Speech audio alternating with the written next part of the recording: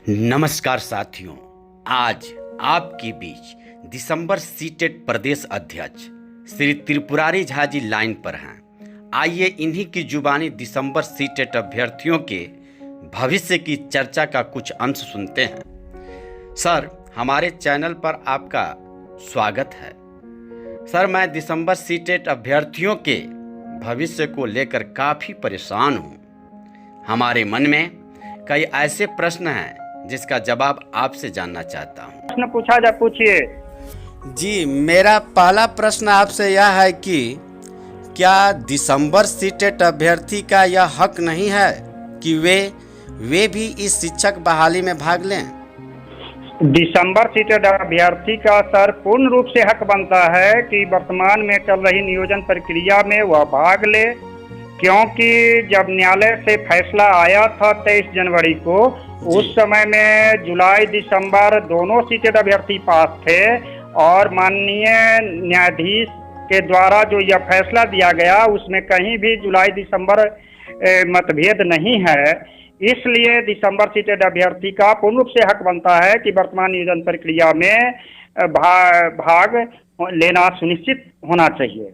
जी श्रीमान, आपसे मेरा दूसरा सवाल यह है कि निवेदन पूर्वक अपने हक की मांग करने के बावजूद भी नहीं मिलता है।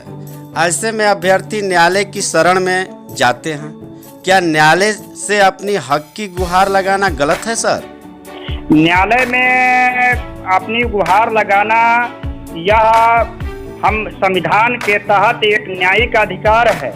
ऐसा नहीं है कि दिसंबर सीटेट अभ्यर्थी सीधी तौर पर न्यायालय में गए हैं। इससे पहले उन्होंने सचिवालय में धरना प्रदर्शन दिया, मुख्यमंत्री के यहाँ जाकर के निवास पर अपनी मांग को रखने के क्रम में लाठियां खाई, पुलिस के अत्याचार का सहन करना पड़ा, दमन होना पड़ा।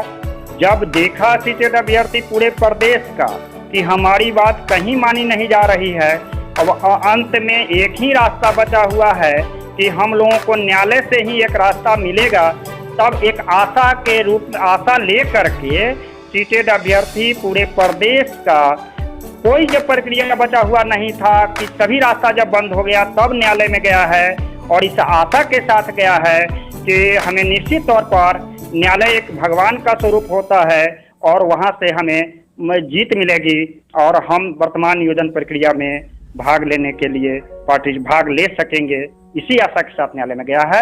यह एक उचित रास्ता है सर। जी, बहुत बढ़िया सर। सर, आपसे मेरा तीसरा प्रश्न यह है कि न्यायालय में न्याय तो जरूर मिलता है, परंतु बिना सहयोग राशि के यह कार्य कहाँ तक उचित अनुचित है सर?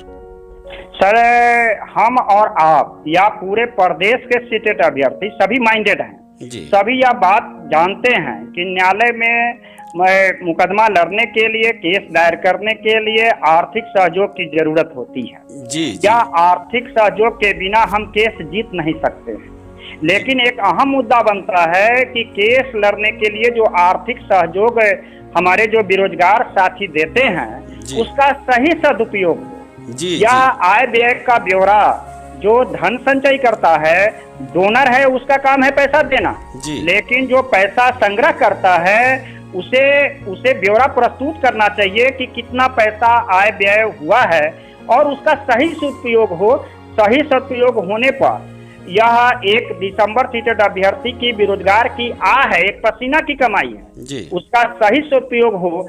हम किसी भी संगठन से जो संगठन करता है, जो खास करके धन लेते हैं, एक सहायता राशि लेते हैं, उसका सही सदुपयोग हो। यह पूरे दिसंबर प्रदेश के सीटेट अभ्यर्थी की इच्छा है और इस इच्छा पर खरा उतरना पैसा कलेक्शन करने वाले की ईमानदारी को दर्शाता है जी। अब तक जो इस केस में जो है पैसे का कलेक्शन जो सर किया गया है, आपके हिसाब से क्या उचित है या सही जो है या सदुपयोग उसका हुआ है? सर, केस का जो पैसा कलेक्शन किया गया शुरुआती दौर पर जो प्रारंभिक अवस्था था वहां तक तो सही लगा है, लेकिन पूरे पैसा कितना आया, जिला वार से कितना पैसा आया, वह लोगों की जानकारी नहीं है। लोगों ने मांग रखा कि कितना पैसा आया, कितना व्यय हुआ, कितना खर्च हुआ, यह सबकी एक प्रस्तुतिकरण होना चाहिए। और यह प्रस्तुत के बाद में अगर हिसाब का, मैं पहले भी मांग उठाया हूं प्रदेश के अध्यक्ष होने के नाते कि यह बात पर खरा उतरना चाहिए कि कितनी आय और कितनी व्यय है। अगर ट्रांसपेरेंसी है तो पैसे की कमी नहीं आता। आज तो सौभाग्य है हम लोगों का कि 500 किसी न किसी रूप में हम पेटिशनर हैं सभी ग्रुप मिला करके, और वह 500 पेटिशनर के साथ साथ इतनी ही संख्या में अधिक आंशिक डोनर हैं। यह सब मिल करके एक बड़ी राशि, अगर ट्रांसपेरेंसी होगा कहीं से कोई दिक्कत नहीं होगा, पैसा का संग्रह हो जाएगा या हुआ भी है।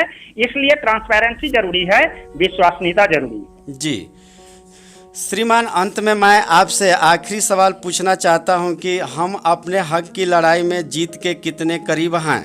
प्लीज इस पर आप क्या कहना चाहते हैं सर, जरा बता दीजिए। सर्वप्रथम सबसे पहली बात है कि न्यायालय में जो पेटिशनर होता है, मुदालय बनता है, वह इस आशा के साथ जाता है कि न्यायालय से हम जीत मिलेगा मुझे, और हम लोग दिसंबर सीटेड अभ्यर्थी इन्हीं आशा के साथ न्यायालय में गए हुए थे। जब हमारा पहली जीत जो 50% 60% जीत, तो जिस समय स्टे लगा उस समय जीत हमारी मिल गई जी। बाकी जीत जो 40% बचा हुआ है, बिहार सरकार काउंटर फाइल नहीं जमा कर रही है।